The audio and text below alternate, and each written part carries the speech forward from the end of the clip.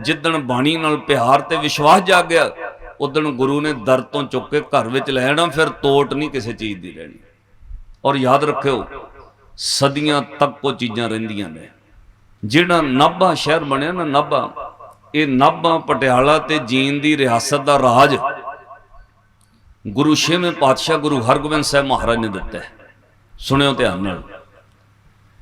पातशाह जदों महराज की धरती ते रुके, उन्होंने जंगल का इलाका कहते सी, दूर दूर तक किकरां किकरां रेतला इलाका। उत्थे एक कबीला आके रुकया जिहड़ा राजस्थान तो जैसलमेर तो चलिया होया है। उन्होंने जैसल रावल का कबीला कहते हैं। जैसलमेर तो चलिया एक कबीला गड्डे आके रुके। वो कबीले का चौधरी, उन्होंने काला चौधरी कहते हैं। वह सका भरा मर चुका सी, ओदी भरजाई भी गुजर गई, ओदे 2 बच्चे काले चौधरी नूं पालने पै गए। हुण अपने भतीजियां नूं पालदा, पर ओदे काले चौधरी दे घर वाली भतीजियां नाल फर्क करदी है। ना उन्होंने रोटी पूरी दिंदी है, ना कोई चाह पानी दुध, ना कपड़ा लत्ता। क्यों? वो कहंदी इहदे भरा दे न्याणे होणगे, मैं पहलां अपने बच्चों नूं रोटी देनी है। काला चौधरी अपनी रोटी लको लैंदा, लको के अपने भतीजियां नूं चोरी खिला दिंदा। क्यों? भरा दे बच्चे ने। काले चौधरी नूं खबर मिली कि इत्थों 1.5-2 मील की बिथ उत्ते गुरु हरगोबिंद साहब महाराज रुके हुए ने। उत्थे दिन रात लंगर चलदा, कीर्तन कथा हुंदी, दीवान सजदा। काला चौधरी अपने भतीजियां नूं लैके तुर पिया। गुरु हरगोबिंद साहब महाराज नूं बेनती करा, किते मेरे भतीजे जिहड़े अनाथ हो गए ने, इन्हां दे भी दिन बदल जाण, नाले लंगर विच लैके जावांगा, रोटी रज के खाणगे। रोटी दे लालच करके लिया। जदों पातशाह दे दरबार पहुंचे, पैदल चल के आए, छोटे बच्चे सी, भुख लग गई, सवेर का कुछ खाधा नहीं। जदों गुरु दरबार विच आए, एक पासे देगां रिझ रहीआं ने, दाल भोजन प्रशादा बन रहा है। बच्चिआं ने बनदा प्रशादा वेख्या, अपने ताए की बांह खिंच के रोन लग पे, ताया भुख लगी है, ताया भुख लगी है। वो कहना बेटा बाद विच मिलना, जदों सब नूं रोटी मिली उदों सानूं भी मिलेगी। गुरु दरबार विच काला चौधरी मत्था टेक के पिछे बह गया, पर वो बच्चे सी बेचारे, वो रोटी खातर रोंदे रहे। धन गुरु हरगोबिंद साहब महाराज तख सिंघासन ते बैठे ने। कहंदे पातशाह दी नज़र पई ते पातशाह ने दूरों वेख्या। हजूर ने कहा भाई आ बच्चे कहते रोंदे ने, चुप कराओ। संगत वेखण लग पई, पर वो बच्चे रोणों ना हटन। पातशाह ने आवाज दे के कहना बच्चों नूं इधर लेके आ, भाई रोंदे क्यों ने? काला चौधरी हाथ जोड़ के रो पिया, कहना महाराज पेट तो भुखे ने, रोटी वेख के रोन लग पे। महाराज बच्चे ने, इन्हां नूं की पता है, मैं बहुत बार कहा भोग तो बाद प्रशादा मिलना है, पर पातशाह बच्चे ने रोटी वेख के रोन लग पे। पातशाह ने बड़े प्यार किया, उन्हां बच्चों नूं ना लिबड़िया वेख्या, ना तिबड़े वेखे, ना उन्हां दे नक चौंदे वेखे, ना उन्हां दा शरीर गंदा वेख्या। गुरु हरगोबिंद साहब महाराज ने दोवें बच्चे अपनी गोदी च बिठा ले। पातशाह ने सिखां नूं कहा थाल लैके आओ प्रशादे दा। थाल लिआंदा, प्रशादे दा थाल सजा के, जिहड़ा पहलां गुरु अगे अरदास होनी सी, पातशाह ने वो थाल मोहरे रख के दोवां बच्चों नूं हत्थीं खिलाउण लग पे। इन्ना प्यार जे कोई गरीबां नूं कर सकदा है, गुरु कर सकदा है। दसो भाई कोई इन्ना प्यार करदा किसी दे बच्चों नूं? गोदी विच बिठा के प्रशादा छकाया, रजा दिते। जदों दोवें बच्चे रज गए ना, पातशाह ने पुछया दोवां बच्चों नूं, कहंदे रज गए पुत्र? कहंदे जी रज गए। महाराज ने पूछया काले चौधरी इन्हां दा नाम की है? कहंदे जी आ जिहड़ा तुहाडे सज्जे बैठा इहदा नाम फूल है, जिहड़ा खब्बे बैठा इहदा नाम संदली है। ये मेरे भरा दे बच्चे ने, अनाथ ने बेचारे। छेवें पातशाह ने नज़र करके कहा बेटा रज गए? कहंदे जी रज गए। 3 बार पूछया रज गए? कहंदे जी रज गए। महाराज खुश होकर बोले, कहंदे जा रजे होए नूं राजा कहंदे ने, वक्त आएगा काले चौधरी तेरे भतीजे राजे बनणगे, राज करनगे। कदे रजिया होया नूं राजा कहंदे ने, जा तेरे भतीजे राज करनगे कदे। वक्त आया फूल ते संदली ने साध संगत नाभा पटियाला जींद दियां रियासतां ते राज किया। फूल दी वंश अगे वधी, ओदी वंश विचों एक महाराजा होया सरदार हमीर सिंह। उन्हें नाभे दी नींह रखी 1755 ईस्वी विच। नाभा शहर रियासत बनाई। ਨਾਭੇ ਤੋਂ ਉਹਨੇ ਹਮਲਾ ਕਰਕੇ ਨਾਲ ਦੇ ਇਲਾਕੇ ਧੂਰੀ ਸੰਗਰੂਰ ਤੱਕ ਰਾਜ ਕੀਤਾ। ਉਸ ਤੋਂ ਬਾਅਦ ਸਰਹੰਦ ਦੇ ਇਲਾਕੇ ਤੇ ਉਹਨੇ ਸਰਹੰਦ ਦੇ ਨਵਾਬ ਜੀਨ ਖਾਨ ਤੇ ਹਮਲਾ ਕੀਤਾ ਔਰ ਹਮੀਰ ਸਿੰਘ ਨੇ ਸਰਹੰਦ ਤੇ ਹਮਲਾ ਕਰਕੇ ਅਮਲੋਹ ਦਾ ਇਲਾਕਾ ਵੀ ਨਾਭੇ ਵਿੱਚ ਰਲਾ ਲਿਆ। ਵਕਤ ਲੰਘਦਾ ਗਿਆ, 1857 ਵਿੱਚ ਅੰਗਰੇਜ਼ਾਂ ਦਾ ਰਾਜ ਹੋਣਾ ਸ਼ੁਰੂ ਹੋ ਗਿਆ। ਆ ਸੁਣਿਓ, ਜਿਨ੍ਹਾਂ ਨੂੰ ਵਿਸ਼ਵਾਸ ਹੁੰਦਾ ਹੈ, ਜਿਨ੍ਹਾਂ ਨੂੰ ਗੁਰੂ ਨੇ ਦਾਤਾਂ ਦਿੱਤੀਆਂ ਅੱਜ ਤੱਕ ਜਿਉਂਦੇ ਨੇ, ਅੱਜ ਤੱਕ ਸਦੀਆਂ ਲੰਘ ਗਈਆਂ ਇਸ ਗੱਲ। ਜਦੋਂ ਅੰਗਰੇਜ਼ਾਂ ਦਾ ਰਾਜ ਹੋਇਆ, ਅੰਗਰੇਜ਼ਾਂ ਨੇ ਰਿਆਸਤਾਂ ਆਪਣੇ ਚਲਾਉਣੀਆਂ ਸ਼ੁਰੂ ਕਰਤੀਆਂ। ਪਟਿਆਲੇ ਤੇ ਨਾਭੇ ਵਾਲਿਆਂ ਵਿੱਚ ਝਗੜਾ ਪੈਦਾ ਕਰ ਦਿੱਤਾ, ਆਪਸ ਵਿੱਚ ਲੜਾ ਦਿੱਤੇ, ਕਿਉਂਕਿ ਉਹਨਾਂ ਦੀ ਨੀਤੀ ਇਹ ਸੀ ਪਾੜੋ ਤੇ ਰਾਜ ਕਰੋ। ਸਕੇ ਭਰਾਵਾਂ ਨੂੰ, ਤਾਏ ਚਾਚੇ ਦਿਆਂ ਨੂੰ ਲੜਾ ਦਿੱਤਾ ਉਹਨਾਂ ਨੇ। ਨਾਭਾ ਰਿਆਸਤ ਦਾ ਰਾਜਾ ਬਣਿਆ 1755 ਈਸਵੀ ਵਿੱਚ ਸਰਦਾਰ ਹੀਰਾ ਸਿੰਘ। ਮਹਾਰਾਜਾ ਹੀਰਾ ਸਿੰਘ ਨੇ ਉਹ ਰਾਜ ਵਧਾਇਆ।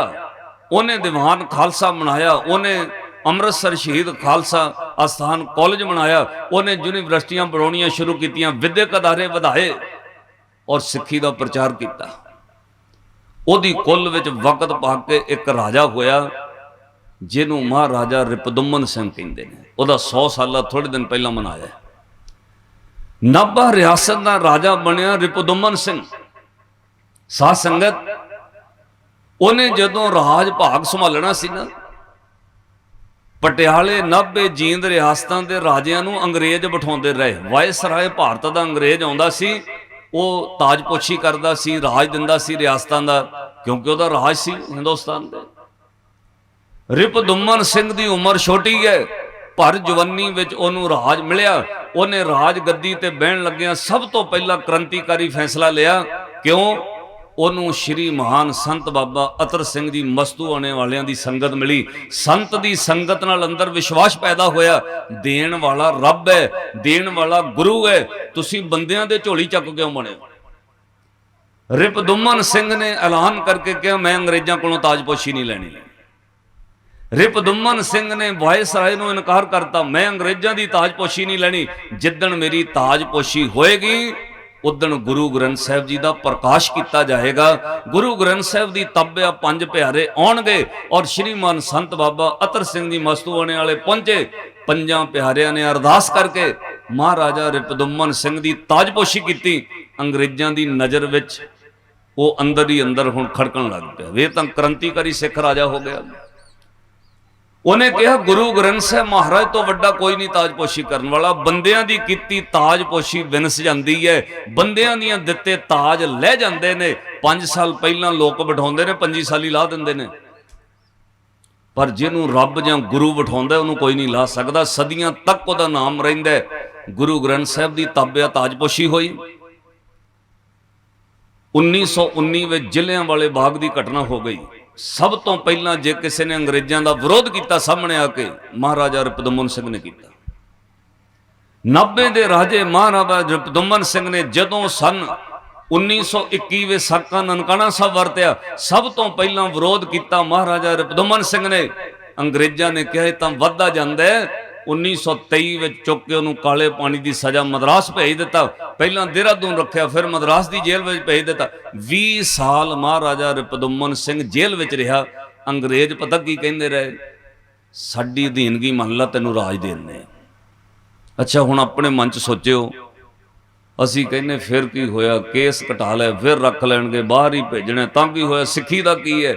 ਸਾਧ ਸੰਗਤ, ਜਿਨੀ ਸਿੱਖੀ ਦੀ ਖਾਤਰ ਤਿਆਗ ਕੀਤਾ ਉਹਨਾਂ ਦਾ ਨਾਮ ਸਦੀਆਂ ਤੱਕ ਰਿਹਾ।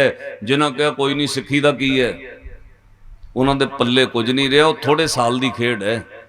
ਕੋਠੀਆਂ ਬਣ ਜਾਂਦੀਆਂ ਨੇ, ਕਾਰਾਂ ਆ ਜਾਂਦੀਆਂ ਨੇ, ਇੱਕ ਪੀੜ੍ਹੀ ਤੋਂ ਬਾਅਦ ਹਸ਼ਰ ਬਦਲ ਜਾਂਦੇ ਨੇ। ਖੈਰ, ਮਹਾਰਾਜਾ ਰਿਪੁਦਮਨ ਸਿੰਘ ਨੂੰ 20 ਸਾਲ ਉਹਨੇ ਮਦਰਾਸ ਜੇਲ੍ਹ 'ਚ ਰੱਖਿਆ।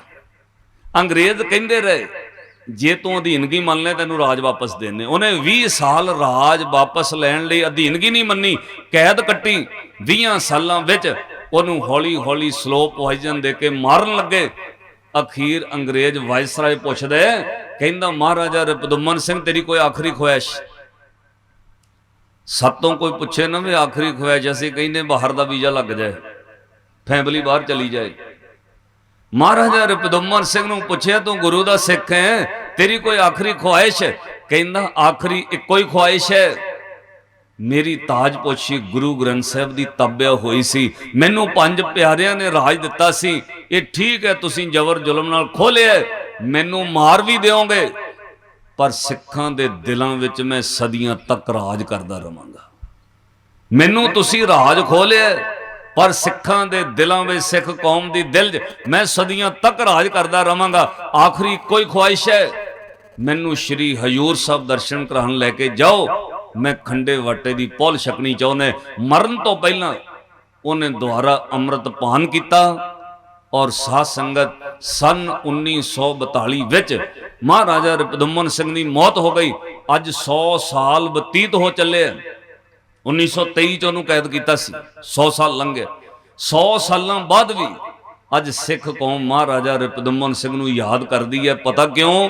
ਯਾਦ ਉਹੀਓ ਕੀਤੇ ਜਾਂਦੇ ਨੇ ਜਿਨ੍ਹਾਂ ਦੀ ਜ਼ਮੀਰ ਜਾਗਦੀ ਹੈ, ਯਾਦ ਉਹੀਓ ਕੀਤੇ ਜਾਂਦੇ ਨੇ ਜਿਹੜੇ ਤਿਆਗ ਕਰਦੇ ਨੇ। ਸੰਤ ਕਿਉਂ ਪੂਜਿਆ ਜਾਂਦਾ? ਉਹ ਤਿਆਗੀ ਹੁੰਦਾ ਹੈ। ਸੰਤ ਕੌਣ ਹੈ? ਸੰਤ ਕਿਹਨੂੰ ਕਹਿੰਦੇ ਨੇ? ਸੰਤ ਕਿਸੇ ਪਹਿਰਾਵੇ ਦਾ ਨਾਮ ਨਹੀਂ ਹੈ। ਸੰਤ ਕਿਸੇ ਇੱਕ ਮਤ ਧਰਮ ਵਿੱਚ ਨਹੀਂ ਹੈ ਵੀ ਫਲਾਣੇ ਧਰਮ ਵਿੱਚ ਹੀ ਸੰਤ ਹੋਣੇ ਹੈ, ਹੋਰ ਕਿਸੇ ਧਰਮ ਵਿੱਚ ਹੋਏ ਨਹੀਂ ਸਕਦੇ। ਸੰਤ ਸਾਧ ਸੰਗਤ ਨਾ ਪਹਿਰਾਵੇ ਦਾ ਨਾਮ ਹੈ, ਨਾ ਕਿਸੇ ਕੱਪੜਿਆਂ ਦਾ ਨਾਮ ਸੰਤ ਹੈ, ਨਾ ਕਿਸੇ ਇੱਕ ਮਤ ਦੇ ਵਿੱਚ ਕਹਿ ਸਕਦੇ ਉਹਨਾਂ ਵਿੱਚ ਸੰਤ ਹੈ, ਦੂਜਿਆਂ 'ਚ ਨਹੀਂ ਹੈ। ਸੰਤ ਦਾ ਦੁਨੀਆ ਵਿੱਚ ਕੋਈ ਮਤ ਨਹੀਂ ਹੈ। ਸੰਤ ਕਿਸੇ ਧਰਮ ਦੀ ਇੱਕ ਮਰਿਆਦਾ ਵਿੱਚ ਨਹੀਂ ਵੱਜਿਆ ਰਹਿੰਦਾ। ਸੰਤ ਦੀ ਮਰਿਆਦਾ ਜਿਹੜੀ ਹੈ ਉਹ ਕਿਸੇ ਇੱਕ ਮਤ ਧਰਮ ਦੀ ਨਹੀਂ ਹੁੰਦੀ। ਸੰਤ ਅਸੀਮ ਹੋ ਜਾਂਦਾ ਹੈ, ਉਹਦੀ ਨਜ਼ਰ ਵਿੱਚ ਸਾਰੇ ਧਰਮ, ਸਾਰੀ ਸ੍ਰਿਸ਼ਟੀ, ਸਾਰੀ ਧਰਤੀ ਧਰਮਸ਼ਾਲ ਬਣ ਜਾਂਦੀ ਹੈ। ਔਰ ਪਾਤਸ਼ਾਹ ਨੇ ਬਚਨ ਕਹੇ ਤੁਸੀਂ ਨਿਤਨੇਮ ਕਰਦੇ ਹੋ। ਸ਼੍ਰੀ ਗੁਰੂ ਗੋਬਿੰਦ ਸਿੰਘ ਮਹਾਰਾਜ ਜੀਆਂ ਦਾ ਪਹਿਲਾ ਸਵਈਆ ਸ਼ਰਾਵਕ ਸੁਧ ਸਮੂਹ ਸਿਧਾਨ ਕੇ ਦੇਖ ਫਿਰਿਓ ਘਰ ਜੋਗ ਜਤੀ ਕੈ ਸੂਰ ਸੁਰਾਰਦਨ ਸੁਧ ਸੁਧਾਦਿਕ ਸੰਤ ਸਮੂਹ ਅਨੇਕ ਮਤੀ ਕੈ। ਕਹਿੰਦੇ ਭਾਈ ਸੰਤ ਤਾਂ ਨਿੱਕਾ ਮਤਾਂ ਵਿੱਚ ਹੈ, ਉਹਦਾ ਕੋਈ ਇੱਕ ਮਤ ਨਹੀਂ ਹੈ। ਅੱਛਾ, ਇਹਦੀ ਐਗਜ਼ਾਮਪਲ ਇੱਕ ਇਤਿਹਾਸ ਵਿੱਚੋਂ ਤੁਸੀਂ ਸੁਣਦੇ ਰਹਿੰਦੇ ਹੋ ਕਥਾ। ਸ਼੍ਰੀ ਗੁਰੂ ਅਰਜਨ ਦੇਵ ਮਹਾਰਾਜ ਜੀਆਂ ਦੇ ਕੋਲ ਬ੍ਰਹਮ ਗਿਆਨੀ ਬਾਬਾ ਬੁੱਢਾ ਸਾਹਿਬ ਵਰਗੇ ਸਿੱਖ ਮੌਜੂਦ ਨੇ। ਬ੍ਰਹਮ ਗਿਆਨੀ ਹੈ ਬਾਬਾ ਬੁੱਢਾ ਸਾਹਿਬ। ਬਾਬਾ ਬੁੱਢਾ ਸਾਹਿਬ ਉਹ ਹਸਤੀ ਹੈ ਜਿਹਨੂੰ ਸ਼੍ਰੀ ਗੁਰੂ ਅਰਜਨ ਦੇਵ ਮਹਾਰਾਜ ਹੱਥ ਜੋੜ ਕੇ ਸਤਿਕਾਰ ਦਿੰਦੇ ਨੇ। ਬਾਬਾ ਬੁੱਢਾ ਸਾਹਿਬ ਉਹ ਹਸਤੀ ਹੈ ਜਿਹਦੇ ਕੋਲ ਸ਼੍ਰੀ ਗੁਰੂ ਅਰਜਨ ਦੇਵ ਮਹਾਰਾਜ ਧੰਨ ਮਾਤਾ ਗੰਗਾ ਜੀ ਨੂੰ ਘੱਲਦੇ ਨੇ। ਕਹਿੰਦੇ ਜੇ ਪੁੱਤਰ ਦੀ ਦਾਤ ਔਲਾਦ ਚਾਹੀਦੀ ਹੈ, ਜੇ ਚਾਹੁੰਦੇ ਹੋ ਤੁਹਾਡੀ ਕੁੱਖ ਹਰੀ ਹੋ ਜਾਏ, ਜਾਓ ਬਾਬਾ ਬੁੱਢਾ ਸਾਹਿਬ ਨੂੰ ਪ੍ਰਸ਼ਾਦਾ ਛਕਾ ਕੇ ਸੇਵਾ ਕਰੋ। ਬਾਬੇ ਬੁੱਢੇ ਦੀ ਕੀਤੀ ਅਰਦਾਸ ਕਦੇ ਵਿਅਰਥ ਨਹੀਂ ਜਾਏਗੀ। ਬਾਬਾ ਬੁੱਢਾ ਉਹ ਸਾਧ ਹੈ, ਬਾਬਾ ਬੁੱਢਾ ਉਹ ਇੰਦਰੀ ਜਿੱਤ ਸਾਧ ਹੈ। ਸਾਧ ਸੰਗਤ ਹੈ ਜਿਹਦੀ ਕੀਤੀ ਅਰਦਾਸ, ਜਿਹਦਾ ਕਿਹਾ ਹੋਇਆ ਦਰਗਾਹ ਵਿੱਚ ਚੱਲਦਾ ਹੈ, ਜਿਹਨੂੰ ਸ਼੍ਰੀ ਗੁਰੂ ਨਾਨਕ ਸਾਹਿਬ ਮਹਾਰਾਜ ਪਹਿਲੇ ਜਾਮੇ ਵਿੱਚ ਕਹਿ ਗਏ ਕਿ ਬੁੱਢਿਆ ਤੇਰੇ ਤੋਂ ਕਦੇ ਓਲੇ ਨਾ ਹੋਸੀ, ਜਿੱਥੇ ਤੇਰਾ ਵਾਸਾ ਉੱਥੇ ਗੁਰੂ ਨਾਨਕ ਦਾ ਵਾਸਾ। ਬੁੱਢਿਆ ਜਿੱਥੇ ਤੂੰ ਰਹੇਂਗਾ ਉੱਥੇ ਗੁਰੂ ਨਾਨਕ ਹਾਜ਼ਰ ਰਹਿਣਗੇ। ਬ੍ਰਹਮ ਗਿਆਨੀ ਬਾਬਾ ਬੁੱਢਾ ਸਾਹਿਬ ਗੁਰੂ ਅਰਜਨ ਦੇਵ ਮਹਾਰਾਜ ਕੋਲ ਹਾਜ਼ਰ ਨੇ, ਪਰ ਤਾਂ ਵੀ ਸ਼੍ਰੀ ਗੁਰੂ ਅਰਜਨ ਦੇਵ ਮਹਾਰਾਜ ਇੱਕ ਮੁਸਲਮਾਨ ਫਕੀਰ ਸਾਈਂ ਮੀਆਂ ਮੀਰ ਦੇ ਹੱਥੋਂ ਸ਼੍ਰੀ ਹਰਮੰਦਰ ਸਾਹਿਬ ਦੀ ਨੀਂਹ ਰਖਵਾਉਂਦੇ ਨੇ। ਗੁਰੂ ਅਰਜਨ ਦੇਵ ਮਹਾਰਾਜ ਦੇ ਕੋਲ ਬ੍ਰਹਮ ਗਿਆਨੀ ਸਿੱਖ ਮੌਜੂਦ ਨੇ, ਪਰ ਪਾਤਸ਼ਾਹ ਨੀਂਹ ਕਿਹਦੇ ਕੋਲੋਂ ਰਖਵਾ ਰਹੇ? ਮੁਸਲਮਾਨ ਫਕੀਰ ਕੋਲੋਂ। ਸਾਈਂ ਮੀਆਂ ਮੀਰ ਦੇ ਕੋਲੋਂ ਨੀਂਹ ਰਖਵਾ ਰਹੇ ਨੇ। ਪਤਾ ਕਿਉਂ? ਕਿਉਂਕਿ ਸੰਤ ਕਿਸੇ ਇੱਕ ਮਤ ਵਿੱਚ ਨਹੀਂ ਹੁੰਦੇ। ਇਹ ਨਹੀਂ ਕਹਿ ਸਕਦੇ ਸੰਤ ਫਲਾਣੇ ਧਰਮ ਵਿੱਚ ਹੈ, ਦੂਜਿਆਂ ਦਾ ਤਾਂ ਸੰਤ ਹੀ ਨਹੀਂ ਹੈ। ਸੰਤ ਕਿਸੇ ਮਰਿਆਦਾ ਵਿੱਚ ਨਹੀਂ ਵੱਜਿਆ ਹੋਇਆ। ਔਰ ਮਾਫ ਕਰਿਓ, ਜਿਹੜਾ ਜ਼ਮਾਨਾ ਅੱਜ ਸਿੱਖਾਂ ਵਿੱਚ ਚੱਲ ਰਿਹਾ ਹੈ, ਗੁਸਤਾਖੀ ਮਾਫ, ਅੱਜ ਕਿਸੇ ਮੁਸਲਮਾਨ ਕੋਲੋਂ ਗੁਰਦੁਆਰੇ ਦੀ ਨੀਂਹ ਰਖਾ ਕੇ ਵਿਖਾਓ ਮੈਨੂੰ। ਕਿਸੇ ਮੁਸਲਮਾਨ ਫਕੀਰ ਕੋਲੋਂ ਅੱਜ ਕੋਈ ਸਿੱਖ ਗੁਰਦੁਆਰੇ ਦੀ ਨੀਂਹ ਰਖਾ ਕੇ ਵਿਖਾਵੇ, ਸਵੇਰੇ ਰੌਲਾ ਪੈ ਜਾਣਾ ਫੇਸਬੁੱਕ ਤੇ, ਇੰਨੀਆਂ ਤੁਹਾਨੂੰ ਡਿਗਰੀਆਂ ਗਾਲਾਂ ਮਿਲਣਗੀਆਂ, ਲਓ ਜੀ ਆਹ ਕੀ ਕਰਨ ਲੱਗ ਪਏ, ਮੁਸਲਮਾਨਾਂ ਨੂੰ ਪੂਜਣ ਲੱਗ ਪਏ। ਸਾਧ ਸੰਗਤ ਅਸੀਂ ਸਮਝ ਨਹੀਂ ਸਕੇ ਕਿ ਸੰਤ ਕੌਣ ਹੈ। ਹਾਂ, ਗੁਰੂ ਗ੍ਰੰਥ ਸਾਹਿਬ ਮਹਾਰਾਜ ਦੀ ਬਾਣੀ ਨੇ ਪਖੰਡ ਦੀ ਗੱਲ ਵੀ ਕੀਤੀ ਹੈ। गुरु ग्रंथ साहब महाराज जी ने जिथे पूरे संत की गल की, उसे अधूरे बारे गल कह के सुचेत किया, भाई किसे ठग दे हथ ना चढ़ जाई। जदों पूरे संत की वडियाई की, उदों गुरु ग्रंथ साहब महाराज का बचन है, जिना सास गिरास ना विसरै। निशानी सुनो और पढ़ो नाल। जिना सास गिरास ना विसरै, पढ़ो। जिना सास गिरास न, हर नामा मन मंत, धन से नानका, पूरन सोई संत। पूरन लिखे, ਇਹਦਾ मतलब सुचेत किया अधूरा भी कोई हुंदा भाई। सिख नूं पखंड तो भी बचाया, बई किसे अधूरे संत दे मगर ना लग जाई। महाराज क्यों कहंदे, अधूरिया ने आप डुब जाने, उन्हें तैनू भी डोब लेना। अज सवेरे मैं दरबार साहब तो एक कथा विच भाई गुरदास साहब की पौड़ी कही, जिहदे विच भाई गुरदास साहब लिखते ने, कहंदे काओ कपूर ना चखे दुर्गंध सुखावे। कां दे मोहरे कपूर की खुशबू पा दिओ, गंदगी खांदा है, उहनूं कपूर नाल कोई मतलब नहीं। इदां दुनिया में जिहड़ा पखंडी बंदा है, वो किसी भी भेख विच होवे, उन्हें लोकां नूं लुटना ही लुटना। काओ कपूर न चखे दुर्गंध सुखावे, हाथी नीर नवाली है सिर शार उड़ावे। तुम्मे अमृत सिंची है कोड़त न जावे। कहंदे तुम्मे नूं अमृत पा के सिंची जाओ, दी कोड़तन नहीं खत्म हुंदी। तुम्मे अमृत सिंची है कोड़त न जावे। अगे लिखिया सिमल रुख सरेवी है, फल हथ ना आवे। सिमल दे रुख नूं जिन्ना मर्जी पानी पाई जाओ, ओदे फल किसे कम नहीं आउंदे। मैं यूपी विच गया, मैनूं उह सिमल दा रुख वेखण नूं मिलिया। छां बहुत वधिया, बड़ा वड्डा दरखत है, पत्ते सोहणे ने, पर साध संगत ओहदे फल बिल्कुल फिक्के। ਉਹਦੇ ਬਾਰੇ गुरु ग्रंथ साहब महाराज की बाणी ने कहा, सिमल रुख सरायरा अत दीर्घ अत मुच। ओए जे आवे आस कर, जे कोई पंछी आस करके आउण वे दरखत तो फल मिलणगे। ओए जे आवे आस कर जाए निराशे कित। फल फिक्के फुल बक बके कम न आवे पत। मिठत नीवी नानका गुण चंगियाइयां तत। इसलिए महाराज ने कहा भाई पखंडी तो भी बच जाई। सिमल रुख सरेवी है, भाई गुरदास साहब लिखते, कहते फल हथ ना आवे। निंदक नाम बिहूणिया, सत संग न भावे। ते अखीर ते लिखिया अंधा आगू जेठिए सब साथ मुहावे। अन्ने बंदे दे मगर तुरोगे साथियों भी डोब लैंदा। इसलिए अंधा आगू जेठिए सब साथ मुहावे। सुचेत होके सिख ज्ञानी होए सो चतन होए। अज्ञानी अंध कमाए वो पखंडी संत दे मगर ना लगे। ये भी लिखे। अच्छा ਉਹਦੇ ਬਾਰੇ ਤੁਹਾਨੂੰ बहुत कुछ अजकल तुसीं पढ़े लिखे बैठे हो, सब कुछ नैट ते आउंदा है। जिन्हां बंदियां ने अपने नाम नाल मोहरे भगवान लिखना शुरू कर दिता, पूरन पूजनीक संत 1008 लिखना शुरू कर दिता। अज वो बंदे वेखो जेल विच बंद ने। 17-18 करोड़ की जायदाद कल्ले लुधियाने विच है बाबा आसाराम दी, और जेल विच PR हो गया। सारी उम्र वास्ते उन्होंने जेल हुई है। पता क्यों? इन्ने वड्डे वड्डे अपराध पाप उन्हें कीते ने। उहदे मैडिकल कॉलेज चलते ने। उन्हें अपने पोती नालों भी छोटी उम्र दीयां बच्चियां नाल कोई कर्म कीता। उन्होंने संत किवें कह दोगे?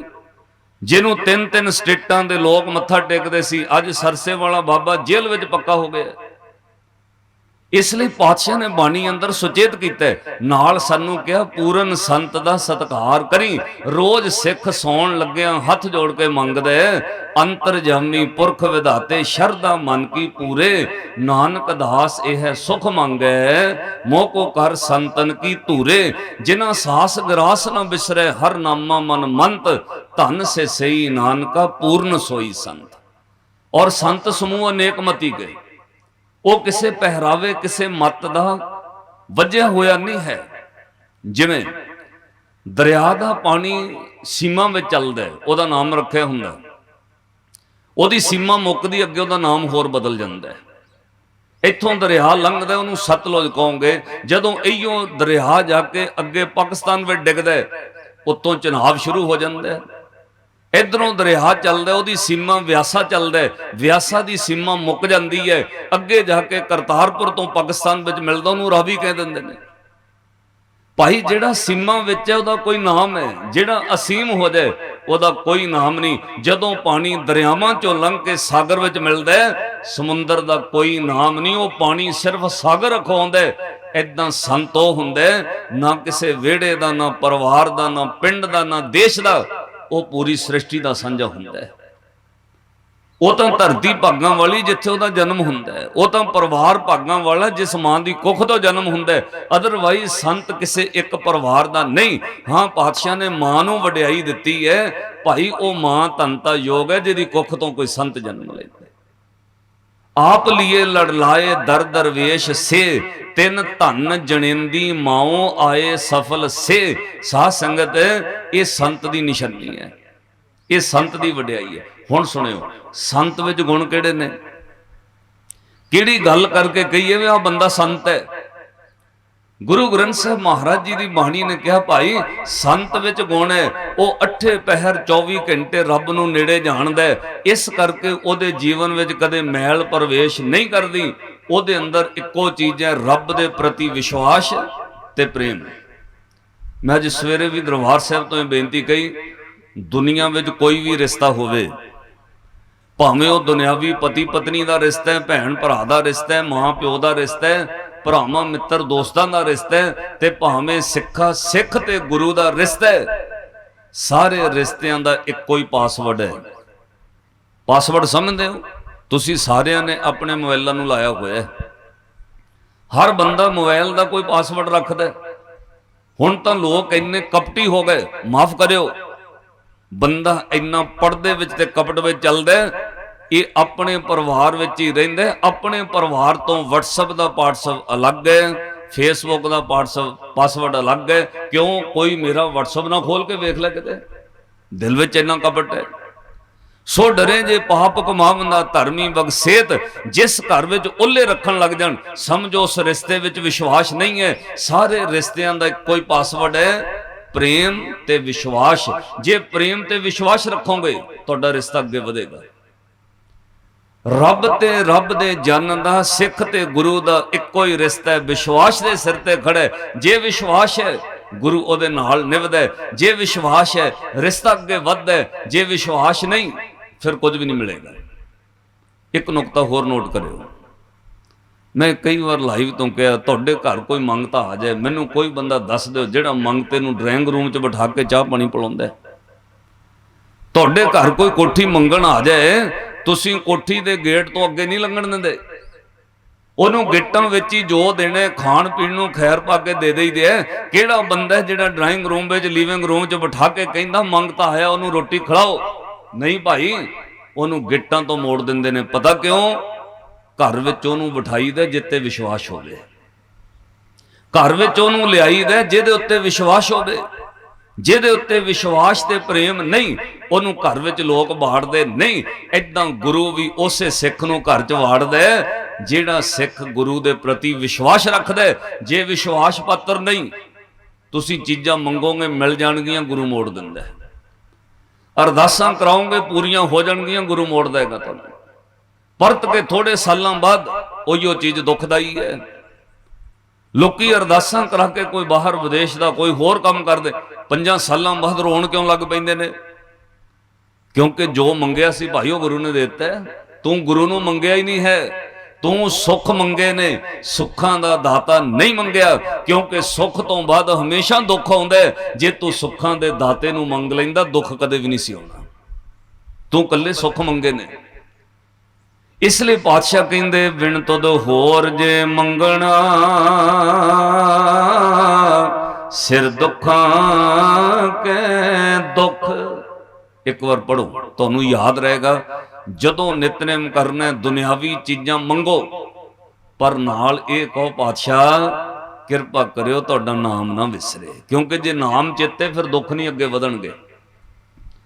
ਜੇ ਨਾਮ ਚੇਤੇ, ਉਹ ਚੀਜ਼ਾਂ ਤੁਹਾਡੇ ਲਈ ਦੁੱਖਦਾਈ ਨਹੀਂ ਹੋਣਗੀਆਂ।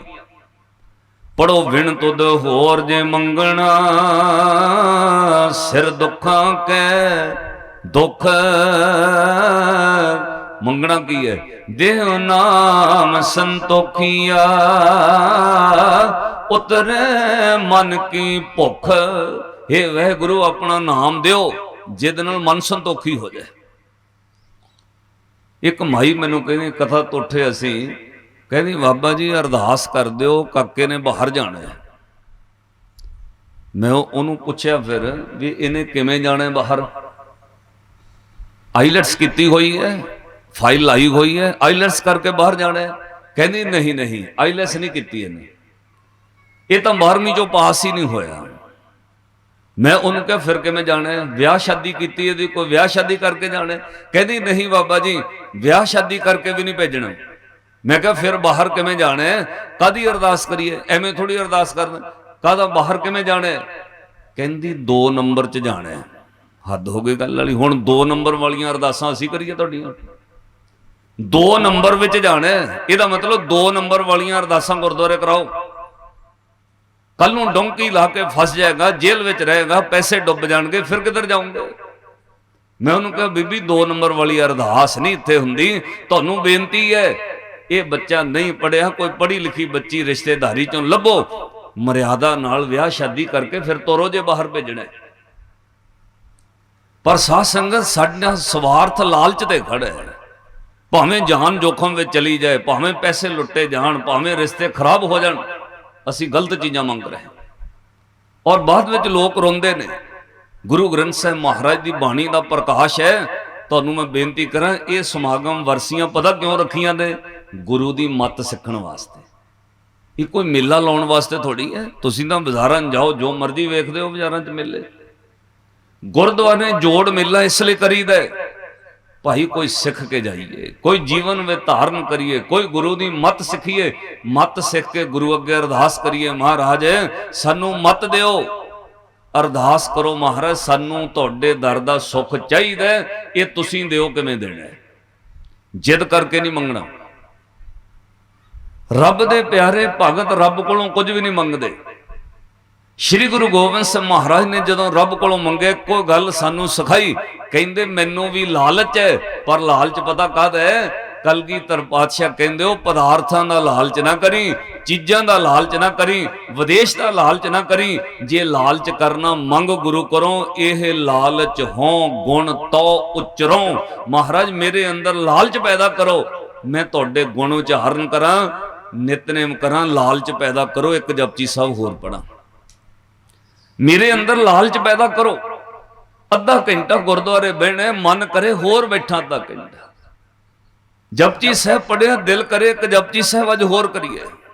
ਲਾਲਚ ਪੈਦਾ ਕਰੋ। ਪਾਤਸ਼ਾਹ ਕਿਰਪਾ ਨਜ਼ਰ ਕਰੋ, ਸੁਖਮਨੀ ਸਾਹਿਬ ਕਰਨ ਦਾ ਲਾਲਚ ਪੈਦਾ ਹੋ ਜਾਏ। ਆਪਣੇ ਮਨਾਂ 'ਚ ਝਾਤ ਮਾਰਿਓ, ਅਸੀਂ ਕਿੱਥੇ ਖਲੋ ਗਏ। ਅੱਜ ਸਾਧ ਸੰਗਤ ਇੱਕ ਕਨਾਲ ਤਾਂ ਛੱਡੋ, ਇੱਕ ਮੱਲੇ ਦਾ ਝਗੜਾ ਪੈ ਜਾਏ, 20-20 ਸਾਲ ਭਰਾ ਭਰਾ ਨਾਲ ਕੇਸ ਲੜੀ ਜਾਂਦਾ। 20-20 ਸਾਲ ਇੱਕ ਮੱਲਾ ਜਗ੍ਹਾ ਇੱਥੇ ਰਹਿ ਜਾਣੀ ਹੈ। 20-20 ਸਾਲ ਸਕੇ ਭਰਾਵਾਂ ਨਾਲ ਆਪਾਂ ਕੇਸ ਲੜਦੇ ਰਹਿੰਦੇ ਆ, ਇੱਕ ਮੱਲੇ ਦੀ ਖਾਤਰ। ਉਹ ਭਲਿਆ ਕਿਤੇ ਸਾਧੂਆਂ ਦੀ ਵਰਸੀ ਸਮਾਗਮ ਤੇ ਆਇਆ, ਤਿਆਗ ਕਰਨਾ ਸਿੱਖ। ਜਿੱਦਣ ਤਿਆਗ ਕਰਨ ਲੱਗ ਜਾਏਗਾ, ਚੀਜ਼ਾਂ ਤੇਰੇ ਚਰਨਾਂ 'ਚ ਆ ਜਾਣਗੀਆਂ। ਮਾਇਆ ਦਾ ਤਿਆਗ ਕਰਕੇ ਵੇਖੇ ਕੋਈ ਬੰਦਾ। ਝਗੜੇ ਕਲੇਸ਼ ਤੋਂ ਬਚੋ। ਮੈਂ ਸਵੇਰੇ ਵੀ ਬੇਨਤੀ ਕਹੀ, ਜਿਸ ਘਰ ਵਿੱਚ ਕੱਲ ਕਲੇਸ਼ ਹੈ ਉਹਦੀ ਤਰੱਕੀ ਨਹੀਂ ਹੋ ਸਕਦੀ। ਔਰ ਪਾਤਸ਼ਾਹ ਨੇ ਬਚਨ ਕਿਹਾ, ਕਹਿੰਦੇ ਤੇਰੀ ਆਦਤ ਇੱਕ ਜਨਮ ਦੀ ਨਹੀਂ ਹੈ, ਕਈ ਜਨਮਾਂ ਦੀ ਹੈ। ਇੱਕ ਬੇਨਤੀ ਸਮਝਿਓ, ਇੱਕੋ ਘਰ ਵਿੱਚ 2 ਭਰਾਵਾਂ ਨੇ ਜਨਮ ਲਿਆ, ਇੱਕੋ ਹੀ ਮਾਂ ਤੋਂ। ਮਾਂ ਨੇ ਦੋਵਾਂ ਨੂੰ ਦੁੱਧ ਵੀ ਬਰਾਬਰ ਪਿਲਾਇਆ, ਰੋਟੀ ਵੀ ਬਰਾਬਰ ਖਿਲਾਈ, ਕੱਪੜੇ ਵੀ ਬਰਾਬਰ ਲੈ ਕੇ ਦਿੱਤੇ, ਇੱਕੋ ਵਿਹੜੇ ਵਿੱਚ ਜੰਮੇ ਪਲੇ ਵੱਡੇ ਹੋਏ। ਫਿਰ ਕਿਹੜੀ ਚੀਜ਼ ਹੈ ਅੰਦਰ? ਜਦੋਂ ਬੰਦਾ ਵੱਡਾ ਹੁੰਦਾ, ਸਕੇ ਭਰਾ ਨਾਲ 20-20 ਸਾਲ ਕੇਸ ਕਿਉਂ ਲੜਦਾ ਬਈ? 20-20 ਸਾਲ ਕਿਉਂ ਅਦਾਲਤਾਂ 'ਚ ਘੁੰਮਦਾ ਸਕੇ ਭਰਾ ਨਾਲ? ਪਤਾ ਕਿਉਂ? ਇਹ ਕਈ ਜਨਮਾਂ ਤੋਂ ਅੰਦਰ ਚੀਜ਼ ਵਸੀ ਹੋਈ ਹੈ, ਜਿਹਨੂੰ ਮਹਾਰਾਜ ਨੇ ਕਿਹਾ ਵੈਰ ਵਿਰੋਧ ਕਾਮ ਕ੍ਰੋਧ ਮੋਹ, ਇਹ ਮਨ ਦੀ ਵਸਤ ਹੈ। ਪੜੋ, ਵੈਰ ਵਿਰੋਧ ਕਾਮ ਕ੍ਰੋਧ ਮੋਹ ਝੂਠ ਵਿਕਾਰ ਮਹਾ ਲੋਭ ਧਰੋ, ਇਹ ਆਹੂੰ ਜੁਗਤ ਬਿਹੰਨੇ ਕਈ ਜਨਮ। ਕਈ ਜਨਮ ਝਗੜਾ ਕਰਦਿਆਂ ਲੰਘ ਗਏ, ਕਈ ਜਨਮ ਲੋਕਾਂ ਨਾਲ ਧੋਖਾ ਕਰਦਿਆਂ ਲੰਘ ਗਏ, ਕਈ ਜਨਮ ਵਿਕਾਰ ਲੋਕਾਂ ਨਾਲ ਲੜਦਿਆਂ ਲੰਘ ਗਏ। ਅਰਦਾਸ ਕਰੋ ਬੰਦਿਆ, ਨਾਨਕ ਰਾਖ ਲਿਓ, ਆਖੋ ਨਾਨਕ ਰਾਖ ਲਿਓ, ਆਪਨ ਕਰ ਕਰਮ। ਮਹਾਰਾਜ ਕਿਰਪਾ ਕਰਕੇ ਰੱਖ ਲਓ, ਕਿਉਂਕਿ ਕਈ ਜਨਮ ਇਹਨਾਂ ਕਹਾਣੀਆਂ ਚ ਲੰਘ ਗਏ। ਇੱਥੇ ਆਉਣ ਦਾ ਸਾਡਾ ਤਾਂ ਮਕਸਦ ਹੈ ਜੇ ਮਨ ਸੁਧਾਰੀਏ। ਮੇਰਾ ਇੱਕ ਸੱਜਣ ਹੈ, ਉਹ ਦੋਵਾਂ ਭਰਾਵਾਂ ਦਾ ਥੋੜਾ ਜਿਹਾ ਝਗੜਾ ਹੋ ਗਿਆ 4 ਕਨਾਲਾਂ ਤੋਂ। 4 ਕਨਾਲਾਂ ਕਾਹਦੀਆਂ? ਪਿਓ ਜਾਣ ਲੱਗਾ ਵਸੀਅਤ ਕਰ ਗਿਆ ਵੀ ਜਿੰਨੀ ਦੇਰ ਇਹਨਾਂ ਦੀ ਮਾਂ ਜਿਉਂਦੀ ਹੈ, ਜਿਹਦੇ ਨਾਲ ਮਾਈ ਰਹਿ ਗਈ, ਉਹ 4 ਕਨਾਲਾਂ ਦੀ ਵਟਕ ਉਹੀ ਖਾਏਗਾ। ਚਲੋ ਇਹ ਬਣਦਾ ਵੀ ਹੈ, ਸਮਾਜਿਕ ਵਿਹਾਰ ਹੈ। ਉਹ ਮਾਈ ਵਿਚਾਰੀ ਜਿਉਂਦੀ ਜਿੰਨਾ ਚਿਰ ਰਹੀ, ਛੋਟੇ ਨਾਲ ਰਹੀ, ਉਹ 4 ਕਨਾਲਾਂ ਦੀ ਵਾਹੀ ਉਹ ਖਾਂਦਾ ਰਿਹਾ। ਪਰ ਜਦੋਂ ਉਹ ਮਾਈ ਗੁਜ਼ਰ ਗਈ, ਉਹਨੇ 4 ਕਨਾਲਾਂ ਵੱਡੇ ਭਾਈ ਨੂੰ 2 ਕਨਾਲਾਂ ਵੰਡ ਕੇ ਨਹੀਂ ਦਿੱਤੀਆਂ। ਉਹਦਾ 2 ਦਾ ਹੱਕ ਉਹਦਾ ਬਣਦਾ ਸੀ ਨਾ, ਉਹਨੇ ਹੱਕ ਨਹੀਂ ਦਿੱਤਾ। ਦੋਵਾਂ ਭਰਾਵਾਂ ਦਾ ਪਿੰਡ ਵਾਲਿਆਂ ਝਗੜਾ ਪਵਾ ਦਿੱਤਾ। ਜਦੋਂ ਝਗੜਾ ਵਧਿਆ, ਅਦਾਲਤ ਵਿੱਚ ਕੇਸ ਚਲਾ ਗਿਆ। ਹੁਣ 2 ਕਨਾਲਾਂ ਦਾ ਝਗੜਾ, ਅਦਾਲਤ ਵਿੱਚ ਕੇਸ ਕਰ ਦਿੱਤਾ। ਇੱਕ ਦੂਜੇ ਨਾਲੋਂ ਬੋਲਣੋਂ ਹਟ ਗਏ, ਬੁਲਾਣੋਂ ਹਟ ਗਏ। ਸਭ ਤੋਂ ਵੱਡੀ ਗੱਲ, ਦੋਵਾਂ ਭਰਾਵਾਂ ਨੇ ਭੈਣਾਂ ਵੰਡ ਲਈਆਂ ਵੀ ਜੇ ਉਹਦੇ ਜਾਣਾ ਮੇਰੇ ਨਹੀਂ ਆਉਣਾ, ਫਿਰ ਜੇ ਉਹ ਭਰਾ ਦੇ ਜਾਣਾ ਮੇਰੇ ਨਹੀਂ ਆਉਣਾ। ਪਰਿਵਾਰ ਟੁੱਟ ਗਏ। ਘਰ ਵਿੱਚ ਕੱਲ ਕਲੇਸ਼ ਨਾਲ ਗਿਰਾਵਟ ਆਉਂਦੀ ਹੈ, ਘਰ ਵਿੱਚ ਕਲੇਸ਼ ਵਧਣ ਲੱਗ ਪਿਆ। ਉਹ ਜਿਹੜਾ ਸੱਜਣ ਮੈਨੂੰ ਮਿਲਿਆ, ਉਹਦਾ ਜਵਾਨ ਬੱਚਾ 12 ਕਲਾਸਾਂ ਕੀਤੀਆਂ ਹੋਈਆਂ, 5-6 ਸਾਲ ਉਹਨੂੰ ਕੋਈ ਕੰਮ ਨਾ ਮਿਲਿਆ। ਅਦਾਲਤੀ ਕੇਸ ਹੈ, ਇੱਕ ਦੂਜੇ ਨੂੰ ਬੁਲਾਣਾ ਨਹੀਂ, ਹੋਰ ਗੱਲਾਂ। ਉਹਨੂੰ ਥੋੜਾ ਜਿਹਾ ਨਸ਼ੇ ਦੀ ਲੱਤ ਲੱਗਣ ਲੱਗ ਪਈ, ਕਲੇਸ਼ ਵੱਧ ਗਿਆ। ਉਹ ਮੈਨੂੰ ਸਰਦਾਰ ਜੀ ਕਹਿੰਦੇ, ਭਾਈ ਸਾਹਿਬ ਬਹੁਤ ਦੁਖੀ ਹੋ ਗਿਆ। ਕਹਿੰਦਾ ਲੜਕਾ ਵੀ ਕਹਿਣੇ ਤੋਂ ਬਾਹਰ ਹੈ, ਘਰ ਵਿੱਚ ਕਲੇਸ਼ ਹੋਣ ਲੱਗ ਪਿਆ। ਦੱਸੋ ਹੁਣ ਕੀ ਕਰੀਏ? ਕੰਮ ਕੋਈ ਨਹੀਂ ਹੈ, ਇੰਨੀ ਕੁ ਜ਼ਮੀਨ, ਆਹ ਖੇਤੀ ਹੈ, ਆਹ ਕੇਸ ਚੱਲਦਾ ਹੈ। ਮੈਂ ਉਹਨੂੰ ਕਿਹਾ ਤੂੰ ਸੁਖੀ ਹੋਣਾ ਚਾਹੁੰਦਾ? ਕਹਿੰਦਾ ਜੀ ਸੁਖੀ ਹੋਣਾ ਚਾਹੁੰਦਾ, ਤਾਂ ਹੀ ਤਾਂ ਤੁਹਾਡੇ ਨਾਲ ਗੱਲ ਕੀਤੀ ਹੈ। ਮੈਂ ਕਿਹਾ ਤੂੰ ਸੁਖੀ ਹੋਣਾ ਚਾਹੁੰਦਾ? ਕਹਿੰਦਾ ਜੀ ਸੁਖੀ ਹੋਣਾ ਚਾਹੁੰਦਾ। ਮੈਂ ਕਿਹਾ ਫਿਰ ਸਰਦਾਰਾ ਇੱਕ ਚੀਜ਼ ਸਮਝ, ਇੱਕ ਵਾਰ ਹੌਸਲਾ ਕਰ, ਜਿਹੜਾ ਤੇਰੇ ਭਰਾ ਨਾਲ ਕੇਸ ਚੱਲਦਾ ਨਾ, ਜਾ ਕੇ ਕੇਸ ਵਾਪਸ ਲੈ ਲਾ, ਕਹਿ ਦੇ ਮੈਂ ਜ਼ਮੀਨ ਨਹੀਂ ਲੈਣੀ। ਕਹਿੰਦਾ ਜੀ ਮੇਰਾ ਤਾਂ 2-3 ਲੱਖ ਰੁਪਈਆ ਵੀ ਲੱਗ ਗਿਆ ਉੱਪਰ। ਮੈਂ ਉਹਨੂੰ ਕਿਹਾ ਵੀ ਸੁਖੀ ਹੋਣਾ ਚਾਹੁੰਦਾ, ਲੱਖਾਂ ਦਾ ਹਿਸਾਬ ਨਾ ਪਾ ਹੁਣ ਕਿੰਨਾ ਲੱਗ ਗਿਆ। ਜੇ ਸੁਖੀ ਹੋਣਾ ਚਾਹੁੰਦਾ, ਜਾਂ ਆਪਣੇ ਭਰਾ ਨੂੰ ਉਹ ਅਦਾਲਤ ਵਿੱਚ ਜਾ ਕੇ ਵਕੀਲ ਨੂੰ ਕਹਿ ਕੇਸ ਵਾਪਸ ਲੈ ਲੈ। ਖੈਰ ਉਹ ਬੰਦੇ ਨੇ ਹੌਸਲਾ ਕੀਤਾ, ਉਹਨੇ ਕੇਸ ਵਾਪਸ ਲਿਆ ਜੀ ਜਾ ਕੇ। ਅਗਲੀ ਤਰੀਕੇ ਛੋਟੇ ਭਰਾ ਨੂੰ ਪਤਾ ਲੱਗਾ ਵੱਡਾ ਭਾਈ ਦਾ ਕੇਸ ਵਾਪਸ ਲੈ ਗਿਆ। ਉਹਨੇ ਲਿਖ ਕੇ ਦਿੱਤਾ ਮੈਨੂੰ ਜ਼ਮੀਨ ਨਹੀਂ ਚਾਹੀਦੀ। ਹੁਣ ਜਦੋਂ ਕੇਸ ਵਾਪਸ ਹੋਇਆ, ਉਹ ਛੋਟੇ ਦੇ ਆਟੋਮੈਟਿਕ ਹੱਕ ਵਿੱਚ ਚਲਾ ਗਿਆ। ਉਹ ਪਹਿਲਾਂ ਹੀ ਬੋਂਦਾ ਸੀ ਉਹਦਾ 4 ਕਨਾਲਾਂ। 2 ਮਹੀਨੇ 3 ਲੰਘੇ, ਪਾਤਸ਼ਾਹ ਨੇ ਨਦਰ ਕਿਰਪਾ ਕੀਤੀ। ਉਹ ਬਾਣੀ ਪੜਨ ਲੱਗ ਪਿਆ, ਮਨ ਸ਼ਾਂਤ ਹੋ ਗਿਆ, ਗੁਰਦੁਆਰੇ ਜਾਣ ਲੱਗ ਪਿਆ। ਭਰਾ ਵੱਲੋਂ ਕੱਲ ਕਲੇਸ਼, ਕ੍ਰੋਧ ਹਟ ਗਿਆ, ਨਹੀਂ ਤਾਂ ਕ੍ਰੋਧ ਹੀ ਆਈ ਜਾਂਦਾ ਸੀ। ਤਰੀਕ ਤੇ ਜਾਣਾ ਤਾਂ ਵੀ ਕ੍ਰੋਧ, ਸਾਰਾ ਦਿਨ ਬੈਠੇ ਰਹਿਣਾ। ਮਨ ਸ਼ਾਂਤ ਹੋ ਗਿਆ, ਮਨੋਂ ਭੁਲਾਤਾ, ਛੱਡਤੀ 4 ਕਨਾਲਾਂ। 3 ਕੁ ਮਹੀਨਿਆਂ ਬਾਅਦ ਪਾਤਸ਼ਾਹ ਦੀ ਨਜ਼ਰ ਹੋਈ। ਉਹਨੂੰ ਦੂਰੋਂ ਰਿਸ਼ਤੇਦਾਰੀ ਵਿੱਚੋਂ ਇੱਕ ਸੱਜਣ ਆਏ। ਉਹਨਾਂ ਕਿਹਾ ਸਾਡੀ ਲੜਕੀ ਨੇ ਆਈਲੈਸ ਕੀਤੀ ਹੋਈ ਹੈ, ਸਰਦਾਰ ਜੀ ਜੇ ਤੁਹਾਡੇ ਬੱਚੇ ਨਾਲ ਰਿਸ਼ਤਾ ਕਰ ਦਈਏ, ਪੈਸੇ ਅੱਧੋ ਅੱਧੀ ਲਾ ਲਾਂਗੇ। ਚਲੋ ਗੱਲ ਸੁਲ੍ਹਾ ਦੀ ਸੀ ਦੋਵਾਂ ਦੀ। ਦੋਵਾਂ ਧਿਰਾਂ ਨੇ ਅੱਧੋ ਅੱਧੀ ਪੈਸੇ ਲਾਏ। 8-8 ਲੱਖ ਰੁਪਈਆ ਲੱਗਾ ਹੋਣਾ। 15-16 ਲੱਖ ਵਿੱਚੋਂ ਕੈਨੇਡਾ ਦਾ ਕੰਮ ਬਣ ਗਿਆ। ਵਿਆਹ ਕੀਤਾ ਉਹਨਾਂ ਨੇ, ਬੱਚੀ ਬਾਹਰ ਚਲੀ ਗਈ, ਲੜਕਾ ਵੀ ਸੱਦ ਲਿਆ ਉਹਨੇ। 6 ਮਹੀਨਿਆਂ ਵਿੱਚ ਉਹਨੇ ਲੜਕਾ ਬਾਹਰ ਸੱਦ ਲਿਆ ਕੈਨੇਡਾ। ਜਿਹੜਾ ਬੱਚਾ ਨਸ਼ੇ ਵੱਲ ਵੱਧ ਰਿਹਾ ਸੀ, ਕੱਲ ਕਲੇਸ਼ ਸੀ, ਉਹ ਨਸ਼ੇ ਵੱਲ ਤੁਰਦਾ ਬੱਚਾ ਕੈਨੇਡਾ ਚਲਾ ਗਿਆ। ਲੜਕੀ ਉਹਦੇ ਨਾਲ ਵਿਆਹ ਕਰਾ ਕੇ, ਉਹ ਬੱਚੀ ਚੰਗੀ ਨਿਕਲੀ। ਉਹ ਬੱਚੀ ਨੇ 6 ਮਹੀਨਿਆਂ 'ਚ ਸੱਦ ਲਿਆ, ਬਾਣੀ ਪੜਨ ਵਾਲੀ ਸੀ। ਹੁਣ ਘਰ ਵਿੱਚ ਸੁੱਖ ਸਕੂਨ ਹੋ ਗਿਆ। ਪਿੰਡ 'ਚ ਗੱਲ ਫੈਲ ਗਈ ਵੀ ਉਹਦਾ ਮੁੰਡਾ ਕੈਨੇਡਾ ਚਲਾ ਗਿਆ ਜੀ, ਉਹਦਾ ਮੁੰਡਾ ਕੈਨੇਡਾ ਚਲਾ ਗਿਆ। ਮਨ ਨੂੰ ਵੀ ਸੁੱਖ ਸਕੂਨ ਹੋਇਆ। ਉਹ ਮੈਨੂੰ ਆ ਕੇ ਕਹਿੰਦਾ ਭਾਈ ਸਾਹਿਬ ਜੀ ਆਪਣਾ ਲੜਕਾ ਜਿਹੜਾ ਵਿਆਹਿਆ ਸੀ ਉਹ ਚਲਾ ਗਿਆ ਬਾਹਰ। ਮੈਂ ਉਹਨੂੰ ਕਿਹਾ ਸਰਦਾਰਾ ਹੁਣ ਬਹਿ ਜਾ। ਉਦਣ ਸ਼ਾਇਦ ਮੇਰੀ ਗੱਲ ਤੈਨੂੰ ਮਾੜੀ ਵੀ ਲੱਗੀ ਸੀ, ਪਰ ਤੂੰ ਹੌਸਲਾ ਕਰਕੇ ਮੰਨ ਲਈ ਹੈ। 4 ਕਨਾਲਾਂ ਜ਼ਮੀਨ 'ਚੋਂ ਤੇਰਾ 2 ਕਨਾਲ ਬਣਦਾ ਸੀ, 2 ਕਨਾਲ ਤੇਰਾ ਬਣਦਾ ਸੀ। ਤੇ ਸੱਜਣਾ ਜੇ 80 ਲੱਖ ਨੂੰ ਵੀ ਕਿੱਲਾ ਹੋਵੇ, 80 ਨੂੰ ਛੱਡ 1 ਕਰੋੜ 60 ਲੱਖ ਦਾ ਵੀ 1 ਕਿੱਲਾ ਹੋਵੇ ਜ਼ਮੀਨ, ਤਾਂ ਵੀ ਤੇਰਾ 20 ਲੱਖ ਰੁਪਈਆ ਬਣਦਾ ਸਾਰਾ 2 ਕਨਾਲਾਂ ਦੀ ਜਗ੍ਹਾ ਦਾ। ਹੁਣ ਉਹ 20 ਕਨਾਲ ਭਾਵ 20 ਲੱਖ ਰੁਪਈਆ 2 ਕਨਾਲਾਂ ਤੂੰ ਲਾਲਚ ਛੱਡਿਆ, ਬਾਣੀ ਪੜਨ ਲੱਗ ਪਿਆ, ਗੁਰੂ ਵੱਲ ਤੁਰ ਪਿਆ। ਅੱਜ ਵੇਖ ਤੇਰਾ ਲੜਕਾ ਵੀ ਵਿਆਹਿਆ ਗਿਆ, ਤੈਨੂੰ ਪਰਿਵਾਰ ਕੁੜਮ ਚੰਗੇ ਮਿਲ ਗਏ, ਤੈਨੂੰ 9 ਬੱਚੀ ਬਾਣੀ ਪੜਨ ਵਾਲੀ ਮਿਲ ਗਈ। ਸਭ ਤੋਂ ਵੱਡੀ ਗੱਲ ਤੇਰਾ ਲੜਕਾ ਬਾਹਰ ਚਲਾ ਗਿਆ। ਲੋਕ 20-20 ਲੱਖ ਰੁਪਈਆ ਚੁੱਕੀ ਫਿਰਦੇ ਨੇ, ਇੱਥੇ ਰੁਲਦੇ ਨੇ। ਤੈਨੂੰ ਰੱਬ ਨੇ ਸਭ ਕੁਝ ਦੇ ਦਿੱਤਾ, ਹੁਣ ਤੂੰ ਦੱਸ ਘਾਟੇ ਵਿੱਚ ਆ ਕਿ ਵਾਧੇ 'ਚ? ਹੱਥ ਜੋੜ ਕੇ ਹੱਸ ਪਿਆ, ਕਹਿੰਦਾ ਜੀ ਵਾਧੇ ਵਿੱਚ ਆ, ਕੋਈ ਘਾਟਾ ਨਹੀਂ ਹੈ। ਉਸ ਤੋਂ ਅਗਲੀ ਜਿਹੜੀ ਕਮਾਲ ਹੋਈ ਉਹ ਬਹੁਤ ਵੱਡੀ। ਥੋੜੇ ਕੁ ਦਿਨ ਲੰਘੇ, ਜਦੋਂ ਪਿੰਡ 'ਚ ਗੱਲ ਫੈਲ ਗਈ ਨਾ, ਉਹਦਾ ਮੁੰਡਾ ਬਾਹਰ ਚਲਾ ਗਿਆ। ਉਹ ਛੋਟੇ ਭਰਾ ਨੇ ਇੱਕ ਦਿਨ ਰਸਤੇ ਵਿੱਚ ਰੋਕ ਕੇ ਆਪਣੇ ਭਾਈ ਨੂੰ ਕਿਹਾ, ਹੱਥ ਜੋੜ ਕੇ ਰੋਕ ਲਿਆ ਉਹਨੇ ਰਸਤੇ 'ਚ। ਕਹਿੰਦਾ ਵੱਡੇ ਭਾਈ ਨੂੰ, ਕਹਿੰਦਾ ਵੀਰ ਮੈਂ ਜ਼ਮੀਨ ਛੱਡ ਦਿੱਤੀ ਆਪਣੀ ਬਾਲਾ। ਉਹ ਕਹਿੰਦਾ ਮੈਂ ਤਾਂ ਕੇਸ ਵਾਪਸ ਲਿਆ ਹੋਇਆ। ਕਹਿੰਦਾ ਨਹੀਂ, ਮੈਂ ਜ਼ਮੀਨ ਛੱਡ ਦਿੱਤੀ, ਤੇਰੇ ਹਿੱਸੇ ਦੀ, ਤੂੰ ਆਪਣੀ ਬਾਲਾ। ਮੈਨੂੰ ਜ਼ਮੀਨ ਨਹੀਂ ਚਾਹੀਦੀ, ਮੈਨੂੰ ਭਰਾ ਚਾਹੀਦਾ। ਮੈਨੂੰ ਜ਼ਮੀਨ ਨਹੀਂ ਚਾਹੀਦੀ, ਮੈਨੂੰ ਭਾਈ ਚਾਹੀਦਾ। ਦੋਵੇਂ ਭਰਾ ਗਲ ਲੱਗ ਕੇ ਰੋਣ ਲੱਗ ਪਏ। ਪਿਛਲੇ ਗਿਲੇ ਸ਼ਿਕਵੇ ਮਿਟ ਗਏ। ਅੱਜ ਸਾਧ ਸੰਗਤ, ਜ਼ਮੀਨ ਵੀ ਕੋਲ ਹੈ, ਇਕੱਠੇ ਬਹਿੰਦੇ ਨੇ, ਇਕੱਠੇ ਖਾਂਦੇ ਨੇ, ਬੱਚੇ ਬਾਹਰ ਨੇ। ਕਹਿਣ ਤੋਂ ਭਾਵ ਕੋਈ ਛੱਡ ਕੇ ਵੇਖੋ, ਸਭ ਕੁਝ ਮਿਲ ਜਾਂਦਾ ਹੈ। ਜੇ ਝਗੜਾ ਕਲੇਸ਼ ਕਰੋਗੇ ਫਿਰ ਵੱਧ ਹੈ। ਇਹ ਕਲੇਸ਼ ਕਦੋਂ ਮੁੱਕਦਾ? ਸਿਮਰੋ ਸਿਮਰ ਸਿਮਰ ਸੁਖ ਪਾਵੋ, ਕੱਲ ਕਲੇਸ਼ ਤਨ ਮਾਹੇ ਮਿਟਾਵੋ। ਮਹਾਂਪੁਰਸ਼ਾਂ ਦੇ ਕੋਲ ਇਹ ਵਰਸੀ ਤੇ ਆਉਣ ਦਾ ਭਾਵ ਕੀ ਹੈ? ਆਪਾਂ ਸਿੱਖੀਏ ਕੁਝ। ਕੱਲ ਕਲੇਸ਼ ਛੱਡੋ, ਆਪਣਾ ਸੁਭਾਅ ਬਦਲੋ, ਰੱਬ ਤੇ ਵਿਸ਼ਵਾਸ ਰੱਖੋ। ਜੋ ਤੁਹਾਡੇ ਭਾਗਾਂ 'ਚ ਲਿਖਿਆ ਹੈ ਉਹਨੂੰ ਦੁਨੀਆ ਦੀ ਕੋਈ ਤਾਕਤ ਤੋਂ ਖੋ ਨਹੀਂ ਸਕਦੀ।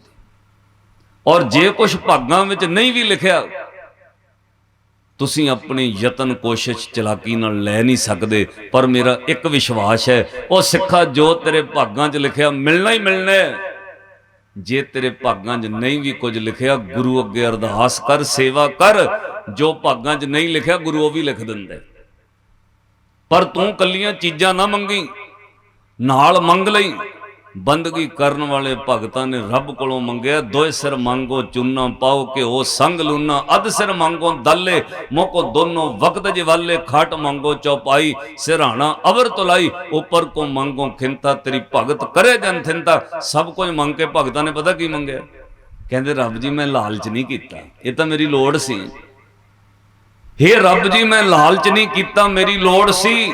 ਪਰ ਇੱਕ ਕਿਰਪਾ ਕਰੋ, ਇਹਨਾਂ ਚੀਜ਼ਾਂ ਨੂੰ ਲੈ ਕੇ ਤੁਹਾਡਾ ਨਾਮ ਨਾ ਭੁੱਲੇ, ਮੈਨੂੰ ਨਾਮ ਚੇਤੇ ਆਵੇ। ਮੈਂ ਨਾਹੀ ਕੀਤਾ ਲੱਭੋ, ਇੱਕ ਨਾਮ ਤੇਰਾ ਮੈਂ ਫੱਬੋ। ਰੱਬ ਕੋਲੋਂ ਮੰਗੋ, ਰੱਬ ਤੁਹਾਨੂੰ ਮਹਿੰਗੀਆਂ ਕਾਰਾਂ ਦਵੇ, ਕੋਠੀਆਂ ਦਵੇ, ਥਾਰਾਂ ਦਵੇ।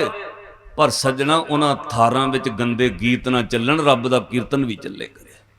ਰੱਬ ਤੈਨੂੰ ਮਹਿੰਗੀਆਂ ਕਾਰਾਂ ਦਵੇ, ਪਰ ਉਹਦੇ ਵਿੱਚ ਕਦੇ ਬਹਿਣ ਲੱਗਿਆ ਕਿਹਾ ਕਰ ਸਤਨਾਮ ਸ੍ਰੀ ਵਾਹਿਗੁਰੂ। ਫਿਰ ਤੂੰ ਰੱਬ ਦੇ ਦਰ ਦਾ ਸ਼ੁਕਰਗੁਜ਼ਾਰ ਹੋ ਜਾਏਗਾ। ਇਹ ਸੁੱਖ ਫਿਰ ਤੇਰੇ ਬੱਚਿਆਂ ਪੋਤਿਆਂ ਤੱਕ ਰਹਿਣਗੇ। ਨਹੀਂ ਤਾਂ ਥੋੜੇ ਦਿਨਾਂ ਦੀ ਸ਼ਾਨੋ ਸ਼ੌਕਤ ਹੁੰਦੀ ਹੈ, ਬਾਅਦ ਚ ਖੜਕ ਜਾਂਦਾ ਸਭ ਕੁਝ। ਸਮਾਂ ਸਮਾਪਤ ਹੋ ਗਿਆ। ਇੱਕ ਬੇਨਤੀ ਮੈਂ ਤੁਹਾਨੂੰ ਕਹਿਣੀ ਹੈ, ਉਹ ਧਿਆਨ ਨਾਲ ਸੁਣਿਓ। ਆਪਣੇ ਘਰਾਂ ਵਿੱਚ ਨਾਮ ਜਪੋ। ਅੱਛਾ, ਮੈਂ ਸਵੇਰੇ ਵੀ ਦਰਬਾਰ ਸਾਹਿਬ ਤੋਂ ਕਿਹਾ, ਤੁਸੀਂ ਬੱਚਿਆਂ ਨੂੰ ਸਕੂਲੇ ਪੜ੍ਹਨ ਪਾਇਆ, ਜਿਹੜੇ ਬੱਚੇ ਘਰ ਆ ਕੇ ਹੋਮਵਰਕ ਨਾ ਕਰਨ, ਉਹਨਾਂ ਦਾ ਰਿਜ਼ਲਟ ਸਾਲ ਬਾਅਦ ਪਤਾ ਕੀ ਹੁੰਦਾ? ਫੇਲ ਹੀ ਹੁੰਦਾ ਨਾ। ਜੇ ਬੱਚੇ ਹੋਮਵਰਕ ਨਾ ਕਰਨ ਘਰ ਆ ਕੇ, ਰਿਜ਼ਲਟ ਕੀ ਆਉਂਦਾ? ਫੇਲ ਹੁੰਦਾ।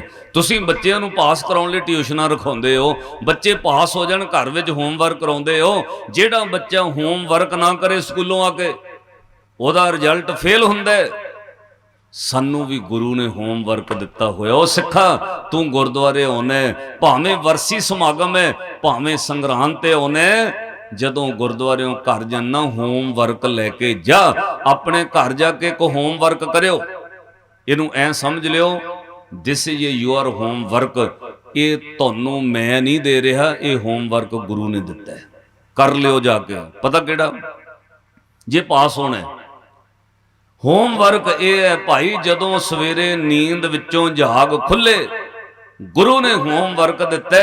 ਉਹ ਭਾਵੇਂ ਤੂੰ 4 ਵਜੇ ਉੱਠਦਾ, ਭਾਵੇਂ 5 ਵਜੇ ਉੱਠਦਾ, ਉੱਠਦਿਆਂ ਸਾਰ ਆਪਣੇ ਮੰਜੇ ਬੈੱਡ ਤੇ ਬਹਿ ਕੇ ਪਹਿਲਾਂ ਕਹਿ ਸਤਨਾਮ ਸ੍ਰੀ ਵਾਹਿਗੁਰੂ ਵਾਹਿਗੁਰੂ ਵਾਹਿਗੁਰੂ। ਸਵੇਰੇ ਉੱਠਦਿਆਂ ਸਾਰ 5 ਵਾਰ, 10 ਵਾਰ, 20 ਵਾਰ, 30 ਵਾਰ ਵਾਹਿਗੁਰੂ ਵਾਹਿਗੁਰੂ ਵਾਹਿਗੁਰੂ ਵਾਹਿਗੁਰੂ ਕਹਿ ਲਿਆ ਕਰੋ।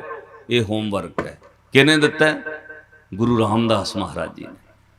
श्री गुरु रामदास महाराज कहते गुर सतगुर का जो सिख अखाए, पढ़ो, गुर सतगुर का जो सिख अखाए। कला खंड पाठ साहब ना करावे, होमवर्क करे कादा। गुर सतगुर का जो सिख अखाए, सो भल के उठ हर नाम ते आवे। उठदियां सार सवेरे कवे अपने घर च वाहिगुरू वाहिगुरू, आखो वाहिगुरू, गज के वाहिगुरू वाहिगुरू वाहिगुरू वाहिगुरू। उठदियां सार सवेरे जपने। व्हाट्सअप नहीं चलाउणा, फेसबुक नहीं देखनी। मैं गुरमुखां दे दर्शन कीते जिहड़े बंदगी वाले ने, राती सौण लग्गिया मोबाइल बंद, सवेरे उन्नी देर मोबाइल फोन नहीं खुलता जिन्नी देर नितनेम ना कर लेना। इत्थे तो उठदियां सार बैलां बज रही, तुसीं घर वेखो तो सही लोगों के कलेस क्यों पिया, क्यों बच्चे बीमार हो रहे हैं। अपने बच्चों को समझाओ, उठदियां सार आप भी जपो, बच्चों को भी जपाओ। गुर सतगुर का जो सिख खाए, सो भल के उठर नाम ते आवे। उठदियां सार वाहिगुरू कवे। अच्छा कह लोगे भैनों, सवेरे जो नींद चों जाग खुलूगी वाहिगुरू वाहिगुरू कहोगे? कहोगे भाई, तुसी भी कह लोगे? हथ खड़े करके जकारा छड़ दो, सवेरे वाहिगुरू कहांगे उठ के, बोले सो निहाल।